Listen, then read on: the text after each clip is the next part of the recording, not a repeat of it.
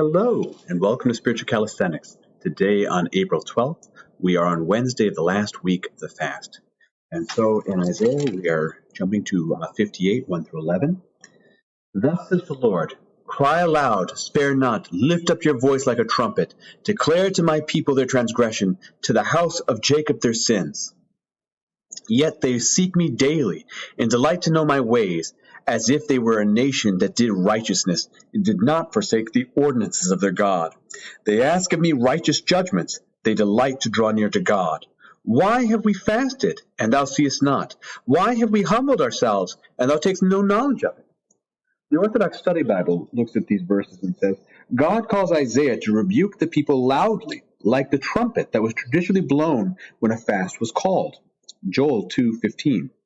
The people display an outward religious piety that hides the wickedness in their heart. Fasting and other ascetic acts do not necessarily indicate virtue. Blessed Augustine reminds us that even heretics fast. God will not see these actions if we mistreat others. God chooses rather that we be humble and humble our own soul. A sacrifice to God is a broken spirit, from Psalm 50. Why have we humbled ourselves, and thou takest no knowledge of it? Behold, in the days of your fast you seek your own pleasure, and oppress all your workers. Behold, you fast only to quarrel, and to fight, and to hit with the wicked fist. Fasting like yours this day will not make your voice be heard on high. Is such the fast that I choose, a day for a man to humble himself? Is it to bow down his head like a rush, and to spread sackcloth and ash under him? Will you call this a fast, and a day acceptable to the Lord? Is not this the fast that I choose, to loose the bonds of wickedness, to undo the thongs of the yoke, to let the oppressed go free, and to break every yoke? Is it not to share your bread with the hungry, and bring the homeless poor into your house? When you seek the naked to cover him, and not to hide yourself from your own flesh, then shall your light break forth like the dawn, and your healing shall spring up speedily. Your righteousness shall go before you. The glory of the Lord shall be your rear guard. Then you shall call, and the Lord will answer. You shall cry, and he shall say, here I am. In other words, when we do good, God will protect us. He will be our rear guard. He will say, don't worry, it's going to be okay. I am here. When we turn around and call on God, he will say, I'm here for you. If you take away from the midst of you the yoke, the pointing of the finger, and speaking wickedness, if you pour yourself out for the hungry and satisfy the desires of the afflicted, then shall your light rise in the darkness, and your gloom will be as noonday. And the Lord will guide you continually, and satisfy your desire with good things, and make your bones strong. And you shall be like a watered garden, like a spring of water, whose waters fail not. The Orthodox Study Bible says, the gospel is both social and redemptive. First, the physical needs must be met, then the spiritual needs can be satisfied. I am here. God is instantaneously answering the prayers of the righteous. Sometimes he will reveal his presence through his circumstances, and sometimes with a still small voice, but always he will help us to know he dwells with us. Generations of generations, the inheritance of the faithful will never be cut off. So now we are going to go to Genesis. We're going to skip ahead. And yesterday when we talked about Jacob leaving Laban with his two wives, he eventually meets his brother Esau. And before he confronts Esau, he's having a moment of doubt. And so it is at that evening before he meets his brother that God, Jesus Christ, wrestles with Jacob. And after the wrestling, he wounds Jacob in a way that Jacob walks with a limp for the rest of his life. And he takes on the new name Israel, that is, that man has conquered. And now we are going to skip ahead past this to Joseph. Now, Joseph, in this story, has already been sold by his brothers into Egypt. He has already had his experiences with the slave master, with the prison master, and he has seen the dreams of Pharaoh, and Pharaoh has trusted him over all of the country, over the 7 years of fasting and the 7 years of feasting, in which now we're in the years of fasting because the rest of the world is without grain. But Egypt now has those grains because during those 7 years, they were stocking up. So Joseph's family is now in need, and so they go to Egypt to try to get grain. And now he is in the midst of his family, but they don't recognize him. So let's go ahead and jump in. When Joseph came home, they brought into the house to him the present which they had with them, and bowed down to him on the ground. And he inquired about their welfare, and he said, "Is your father well? The old man with whom of whom you spoke, is he still alive?" In other words, he's asking, is his dad still alive? They said, "Your servant, our father, is well. He is still alive."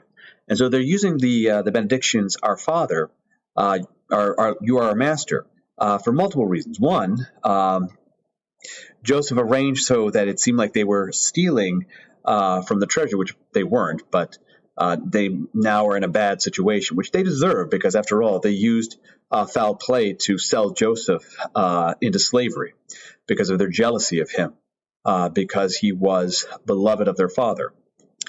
But we see that Joseph is very righteous, and when we get into Holy Week, we'll talk even more about the righteousness of this Joseph. And he is asking about the welfare of his father, and they are trying to be obsequious and say, "Well, yes, our father, your servant, is well."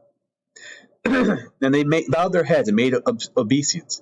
And he lifted up his eyes and saw his brother Benjamin, his mother's son, and said, "Is this your youngest brother, of whom you spoke to me? God be gracious to you, my son."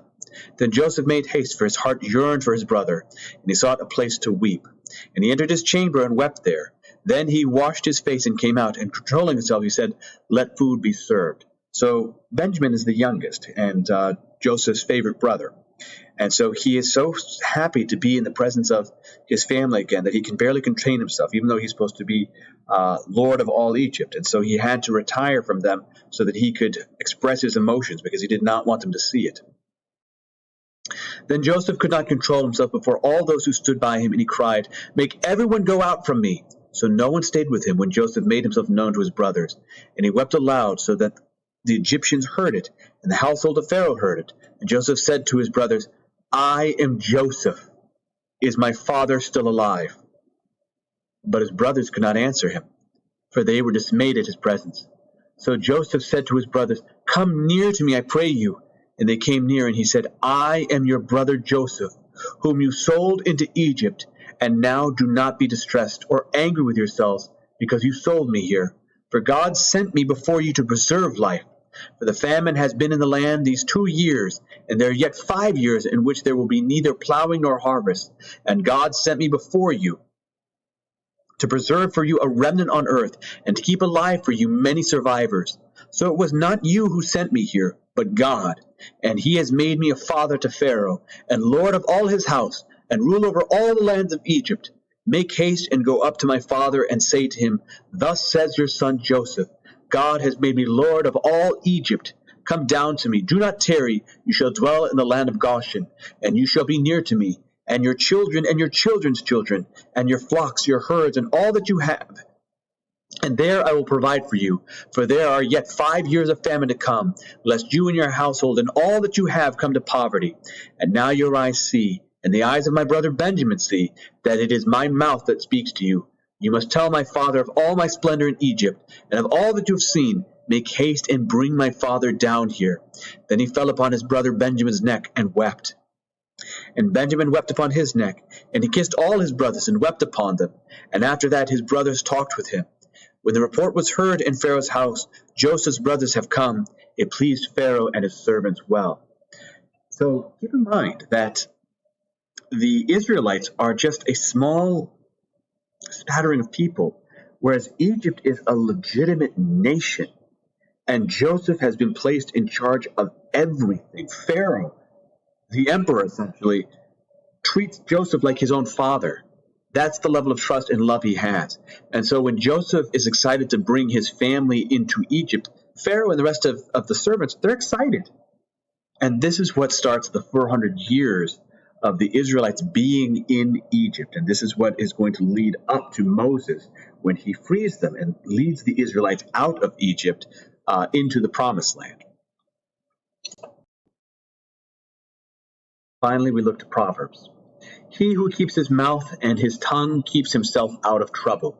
Scoffer is the name of the proud, haughty man who acts with arrogant pride. The desire of the sluggard kills him, for his hands refuse labor.